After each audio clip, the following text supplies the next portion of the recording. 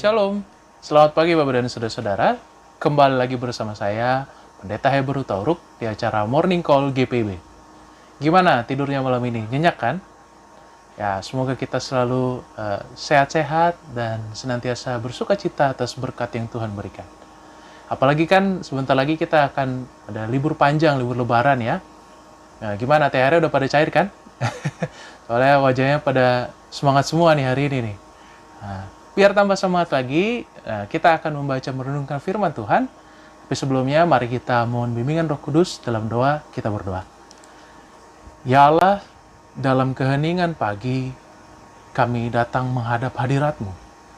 Biarlah kasih-Mu yang adalah sumber sukacita bagi kami, memasuki hati dan pikiran kami, sehingga pada saat ini kami beroleh ketenangan untuk membaca firman Tuhan. Bimbinglah kami dengan Roh Kudus, agar kami mengerti, terlebih menjadi pelaku firman Tuhan. Dalam nama Tuhan Yesus, kami berdoa. Amin.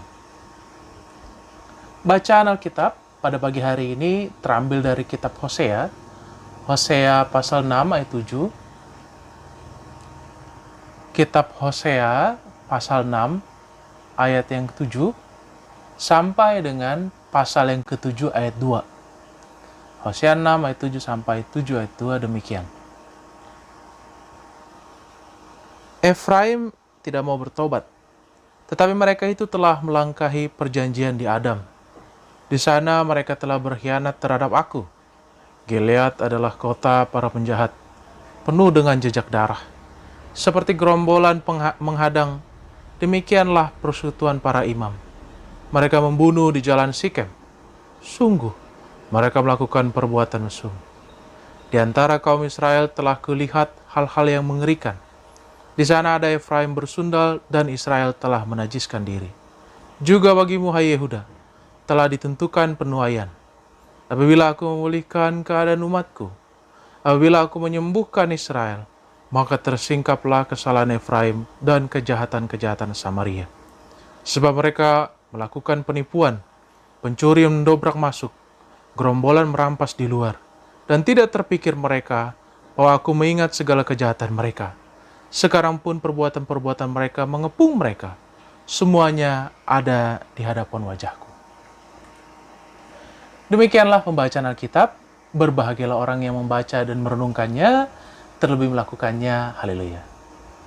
Bapak dan saudara, sudah kurang lebih sepekan kita membaca dari kitab Hosea, yang mana menceritakan kisah seorang nabi hamba Tuhan yang menyampaikan pesan firman Tuhan yang datang pada dirinya. Pesan kenabian Hosea adalah bahwa Israel pada saat itu telah mengalami kebobrokan moral. Israel sudah sedemikian rusak, menyembah berhala, pemimpinnya tidak setia kepada Tuhan, dan rakyatnya tidak mengutamakan Tuhan. Bahkan ketika ada kerajaan Asyur yang hendak menyerang mereka, bangsa Israel bukannya meminta pertolongan Tuhan, tetapi mereka meminta pertolongan Mesir, yang mana pada akhirnya Mesir juga kalah dari kerajaan Asyur.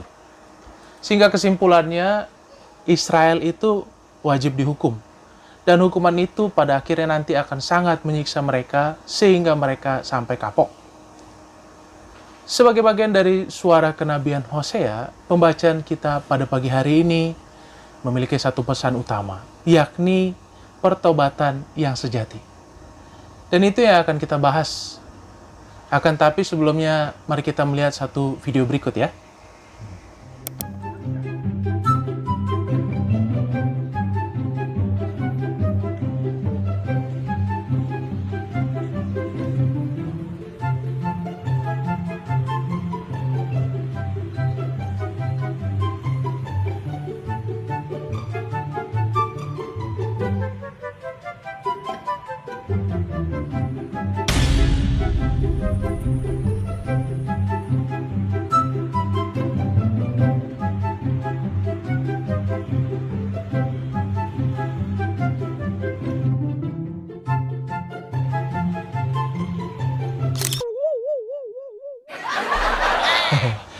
Gimana videonya Bapak Ibu? Begitu ada kamera pengawas, langsung dikembalikan dompetnya. Tapi memang ya, menurut penelitian secara psikologi sosial, orang akan lebih taat atau katakanlah lebih bermoral ketika dia sadar kalau misalnya ada yang memperhatikan atau mengawasi. Sebagai contoh ya, kalau misalnya pekerja, saya dulu juga pernah kerja di BPK Gunung Mulia. Kalau misalnya tahu bosnya itu nggak masuk kantor, wah santai kerja, tenang. Tapi begitu tahu bosnya datang, wah langsung kalang kabut, pura-pura ngerjain sesuatu.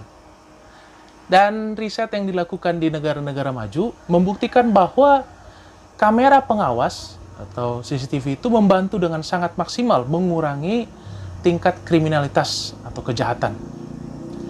Saya ingat di Amerika ada cerita, jadi suaminya ini tertangkap kamera pengawas atau CCTV kena tilang.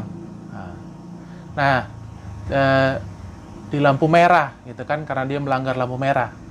Jadi kalau di sana kan sistemnya itu tilang elektronik. Jadi kalau misalnya tilang elektronik itu nanti dikirimkan surat tilangnya itu ke rumah atau ke alamat masing-masing beserta dengan bukti CCTV-nya. Nah, ketika sampai surat di rumah, ternyata yang baca ini adalah istrinya. Dan ketahuanlah, setelah dilihat itu ketahuan, loh, ini suami saya ini sama siapa? Rupanya dia berkendara dengan perempuan lain. Nah, jadi dia ketahuan selingkuh gara-gara kamera pengawas itu. Tapi untungnya kalau di Indonesia masih belum semua daerah ya. Apalagi kalau pelosok belum ada itu CCTV.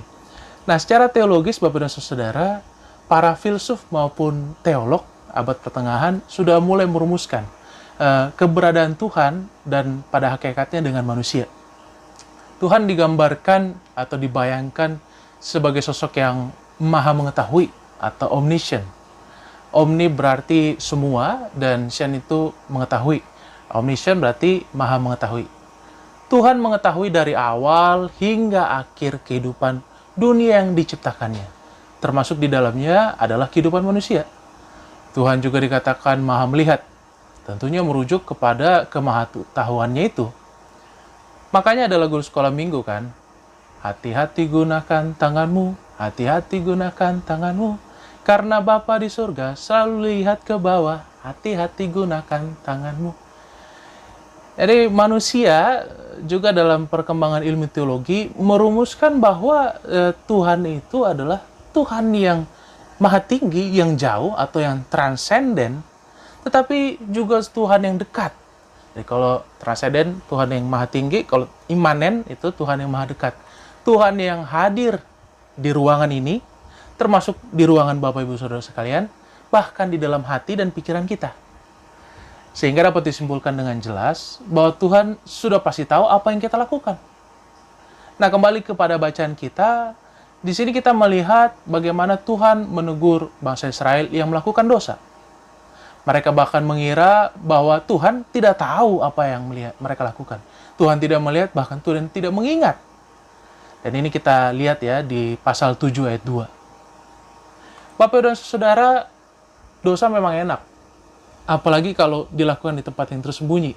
Itu ibaratnya seperti sebuah jerawat ya. Kalau pasti kan ditutup-tutupin. Kalau remaja itu nggak boleh kelihatan.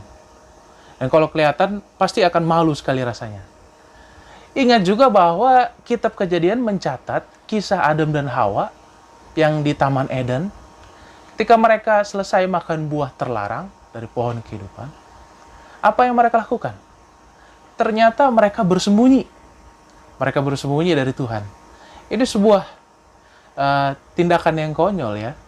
Seakan-akan bahwa, ya kan mereka sadar bahwa mereka melakukan dosa, tapi seakan-akan bahwa Tuhan tidak mengetahui apa yang mereka lakukan dan Tuhan tidak tahu mereka di mana. Atau ketika Daud merencanakan pembunuhan bagi Uria, suami sah dari si Batseba. Kan nggak ada yang tahu. Tetapi Tuhan tahu. Maka Tuhan datang menegur Daud melalui nabinya, Nabi Nathan. Ini membuktikan betapa tidak ada satu hal kecil pun di dunia ini yang tidak terlingkup dari kuasa Tuhan. Tidak Tuhan tahu sama sekali. Karena manusia hanya bisa melihat apa yang di depan mata, tetapi Tuhan mampu melihat bahkan sampai berangkas besi, sampai beton sekalipun, bahkan sampai ke dalam hati dan pikiran manusia. Yesus bahkan pernah berkata bahwa dosa yang dilakukan dalam tempat yang tersembunyi itu akan disingkapkan sejelas-jelasnya di dalam terang, sehingga tidak dapat lagi ditutup-tutupi. So, ini adalah pengingat bagi kita semua, bahwasannya di dalam hidup ini kita harus berhati-hati dalam bertindak, karena Tuhan melihat dengan jelas setiap perbuatan kita. Terlebih lagi ketika kita membaca teks ini di minggu kelima sudah Paskah, ini seharusnya mengingatkan kita betapa Tuhan sudah menebus kita, menyelamatkan kita dari belenggu dosa. Tuhan sudah membayar kita dengan darahnya dan dengan nyawanya sebagai ganti kita untuk kita bisa selamat. Maka sudah sepantasnya lah kita melakukan pertobatan yang sejati. Pertobatan yang sejati itu pertobatan yang bukan hanya di dalam mulut, tetapi pertobatan yang nyata dalam aksi dan tindakan kita dalam kehidupan sehari-hari. Jika kita tahu bahwa apa yang kita lakukan salah, maka sadarilah dan segeralah bertobat dan kemudian kembalilah kepada Tuhan. Dan yang terpenting lagi dalam pertobatan yang sejati itu, jangan kembali berbuat dosa. Itulah yang Tuhan inginkan. Memang manusia seringkali dalam kedagingannya sangat-sangat lemah. Sering lupa dia akan berbuat dosa lagi. Akan tapi jika kita menyerahkan diri kita kepada Tuhan, maka percayalah berkat dan penyertaan Tuhan itu akan selalu ada. Ibaratnya seperti seorang gembala domba. Jadi kalau misalnya gembala itu dia punya tongkat, itu ada lengkungannya. Dan tongkat itu digunakan untuk menarik leher dari domba itu supaya dia tidak keluar dari kawanannya, atau bahkan supaya dia tidak sampai jatuh ke dalam jurang. Jadi, supaya dia terhindar dari terperosok ke dalam jurang. Nah, seperti itulah tangan Tuhan yang akan senantiasa merangkul dan membimbing kita yang penuh dengan dosa ini. Mari kita melakukan pertobatan sejati dan mulai dari diri kita sendiri. Tuhan Yesus memberkati kita. Amin. Mari kita berdoa. Ya Allah yang Maha Mengetahui, kami bersyukur atas segala berkat dan penyertaan-Mu. Kiranya firman yang sudah kami dengar menjadi makanan yang mengenyangkan bagi jiwa kami, dan kelak bertumbuh, bahkan berbuah nyata dalam kehidupan kami. Pada pagi hari ini kami menyerahkan hidup kami. Kiranya Engkau memberkati aktivitas kami dan menjaga memelihara serta menuntun laku kami, agar berkenan bagi kemuliaan-Mu. Kiranya Engkau memberkati keluarga kami, orang tua, pasangan, anak, cucu, maupun keluarga besar yang berada jauh maupun dekat dengan kami. Berikanlah kami semua kesehatan, berkat yang secukupnya. Dan ajarlah kami untuk dapat bersyukur dari berkat yang Tuhan berikan. Kami juga tidak lupa mendoakan bangsa ini agar semakin hari kami semakin bersatu dan damai di dalam Tuhan. Juga dalam masa persiapan Lebaran, ketika sebagian besar bangsa ini merayakannya, kiranya perayaan itu dapat berlangsung dengan baik. Tuhan juga menyertai orang-orang yang pada saat ini merasa mungkin sedih karena tidak dapat mudik, tidak dapat berkumpul dengan keluarga masing-masing. Namun kiranya kasih Tuhan tetap ada, mendekatkan hati kami dan menyukacitakan kami semua. Kiranya juga Engkau memberkati gereja-Mu, khususnya GPB dalam pelayanannya. Engkau memberkati setiap pelayan, bahkan semua orang yang terlibat dalam pelayanan, dan semua jemaatnya. Juga Engkau memberkati program-program yang dilakukan, bahkan program morning call, night call, maupun radio GPB.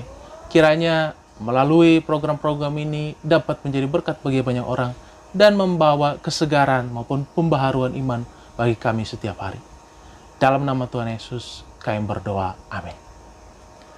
Oke, terima kasih untuk kebersamaannya dengan saya. Kiranya kita dapat berjumpa di waktu-waktu mendatang. Selamat pagi, salam sehat. Tuhan Yesus memberkati kita semua. Dadah.